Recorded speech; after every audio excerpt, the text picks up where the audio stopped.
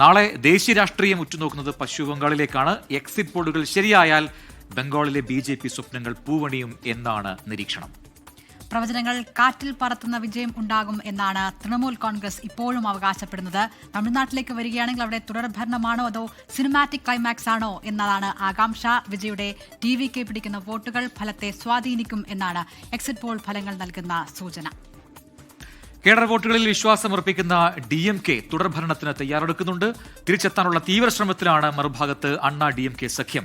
അസമിൽ കോൺഗ്രസിന്റെ തിരിച്ചുവരവ് ഉണ്ടാകുമോ എന്നുകൂടി നാളെ അറിയാം. ശ്രീനാഥ് ചന്ദ്രൻ കൊൽക്കത്തയിൽ നിന്നും മനേഷ് മൂർത്തി ചെന്നൈയിൽ നിന്നും ചേരുന്നു ഏറ്റവും പുതിയ അപ്ഡേറ്റുകളുമായി. ആദ്യം നമുക്ക് ചെന്നൈയിലേക്ക് പോവാം. മനേഷ് മൂർത്തി ഇവിടെ തയ്യാറായി നിൽക്കുന്നുണ്ട്. മനേഷ്, തമിഴകത്തിന്റെ മനസ്സ് ആർക്കൊപ്പമാണ് എന്നറിയാനും മണിക്കൂറുകൾ മാത്രമേ ബാക്കിയുള്ളൂ. എന്താണ് ഏറ്റവും ഒടുവിൽ ലഭിക്കുന്ന ചില സൂചനകൾ? ഒപ്പം തന്നെ അവിടുത്തെ ഏറ്റവും പ്രധാനപ്പെട്ട ഒരു വിന്നിംഗ് ഫാക്ടറായി ഇത്തവണ TVK മാറും, വിജയ് മാറും എന്നൊക്കെ എല്ലാവരും പറയുന്നു. അതിലൊക്കെ എത്രമാത്രം വസ്തുതയുണ്ട് മനീഷ്?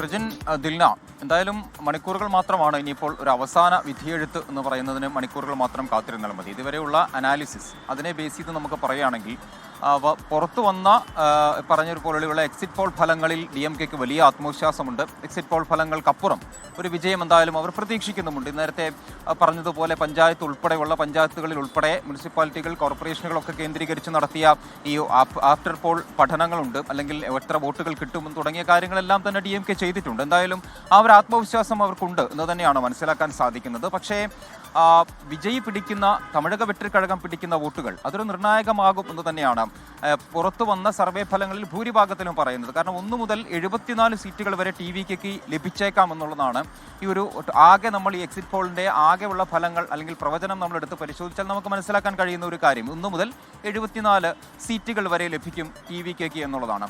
മറ്റൊരു ഫലത്തിൽ മാത്രമാണ് 120 സീറ്റുകൾ നേടി TVK അധികാരത്തിലെത്തും എന്നും പറയുന്നുണ്ട്. അപ്പോൾ എന്തായാലും ഒരു വലിയ വോട്ട് ഷെയർ എന്തായാലും TVKക്ക് പോകുമെന്ന കാര്യത്തിൽ തർക്കമില്ല. അത് എക്സിറ്റ് പോൾ ഫലങ്ങളിൽ നിന്ന് നമുക്ക് വളരെ വ്യക്തമായി മനസ്സിലാക്കുന്നു. മാത്രമല്ല യുവാക്കൾ അതുപോലെ തന്നെ സ്ത്രീകൾ കൃത്യമായി തന്നെ TVKക്ക് അനുഭാവപൂർണ്ണമായ ഒരു നിലപാട് സ്വീകരിച്ചിട്ടുണ്ട് എന്നുള്ളതാണ് പറയുന്നത്. കഴിഞ്ഞ ദിവസം TVK അധ്യക്ഷൻ വിജയ് യോഗം ചേരുകയും കാൻഡിഡേറ്റിന്റെ യോഗം ചേരുകയും അവിടെ വെച്ച് എല്ലാവരും, അതായത് മെയ് 4-ാം തീയതി ഫലം അറിഞ്ഞു കഴിഞ്ഞാൽ നേരെ പനയൂരിലെ ഓഫീസിലേക്ക് വരണം എന്നുള്ള കാര്യം പറയുകയും ഒക്കെ ചെയ്തിട്ടുണ്ട്. എന്തായാലും അത്തരത്തിലൊരു ആത്മവിശ്വാസം എന്തായാലും TVKക്ക് ഉണ്ട്. പക്ഷേ ഇതിനൊക്കെ അപ്പുറത്തേക്ക് ഒരു കേഡർ പാർട്ടികളുടെ ഒരു വലിയ കൂട്ടായ്മയാണ് ഈ പറഞ്ഞ DMK സഖ്യം എന്ന് പറയുന്നത്. അതുകൊണ്ട് ആ വോട്ടുകളൊന്നും എവിടെയും പോവില്ല എന്ന് തന്നെയാണ് DMKയുടെ ഒരു വിശ്വാസം.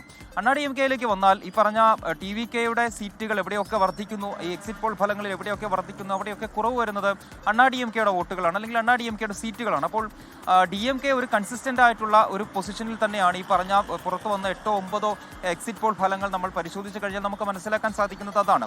TVKക്ക് പറഞ്ഞ പോലെ സീറ്റുകൾ കൂടുമ്പോൾ അവിടെ അണ്ണാ DMKക്ക് സീറ്റുകൾ കുറയുന്ന ഒരു നിലയുണ്ട്. ഏറ്റവും ഒടുവിൽ ഇപ്പോൾ പുറത്തു വന്ന ആക്സിസ് മൈ ഇന്ത്യ സർവേയിൽ TVK അധികാരത്തിലെത്തും, ഭരണത്തിലെത്തും എന്ന് പറയുമ്പോൾ അവിടെ ആകെ അണ്ണാ DMKയുടെ സീറ്റുകൾ എന്ന് പറയുന്നത് 22 മുതൽ 32 സീറ്റുകൾ വരെയാണ് അണ്ണാ DMKക്ക് അവർ പ്രവചിക്കുന്നത്. അപ്പോൾ എന്തായാലും ഇത്രയൊക്കെയാണ് പ്രവചനങ്ങൾ വന്നിട്ടുണ്ടെങ്കിലും പ്രവചനാതീതമാണ് തമിഴ്നാട്ടിലെ ഫലം എന്ന് പറയുന്നതിലും അതിൽ തർക്കമൊന്നുമില്ല. കാരണം TVK പിടിക്കുന്ന വോട്ടുകൾ അത് എവിടെ നിന്നുള്ള വോട്ടുകളാണ് എന്നുള്ളതാണ് ഏറ്റവും പ്രധാനപ്പെട്ട ഒരു കാര്യം. രണ്ട് മുന്നണികൾ ശക്തമായി നിൽക്കുന്നു. അണ്ണാ DMK മുന്നണിയും DMK മുന്നണിയും ശക്തമായി തന്നെ നിൽക്കുന്നു.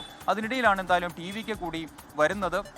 ജനമനസ് എന്ത് എന്നുള്ളതാണ് ഏറ്റവും പ്രധാനപ്പെട്ട ഒരു കാര്യമെന്ന് പറയുന്നത്. അതെന്തായാലും നമുക്ക് രാവിലെ 8 മണി മുതൽ തന്നെ ആരംഭിക്കും. പോസ്റ്റൽ വോട്ടുകളാണ് ആദ്യം എണ്ണുക. അതിനുശേഷം 8:30 മുതൽ EVM എണ്ണും. 9 മണിയോടുകൂടി എന്തായാലും നമുക്ക് ആദ്യ ഫല സൂചനകൾ പ്രേക്ഷകരിലേക്ക് എത്തിക്കുകയും ചെയ്യാം. മനീഷ് മൂർത്തി വിവരങ്ങൾ നൽകുകയായിരുന്നു. TVKയുടെ സാന്നിധ്യമാണ് ഒരുപക്ഷെ തമിഴ്നാട് രാഷ്ട്രീയത്തെ ഇതിനു മുമ്പില്ലാത്ത വിധം പ്രവചനാതീതമാക്കി തെരഞ്ഞെടുപ്പിന് മാറ്റുന്നത്. ഒരു ത്രികോണപ്പോരിലേക്ക് ഇത്തവണ കാര്യങ്ങൾ എത്തിക്കുന്നത്.